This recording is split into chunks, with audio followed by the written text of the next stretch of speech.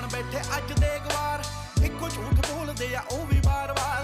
बैठ के जनानियां ना करदे आ चुगलियां ते शोह दा नाम रखदे आ चज दा विचार। शाम ते सवेरे भालदे विवाद ने एवें तेरे नाल करदे फसाद ने। 24 घंटे नाले निंददे परौणे नूं नाले ओदे कल्ले कल्ले गीत याद ने। भावें औखी होई ऐ करौड़ तेरे ते बोलदे ने एवें साले लाउड तेरे ते। पर एक गल रखी मेरी याद पुत्तरा आ बापू तेरा बड़ा आ प्राउड तेरे ते।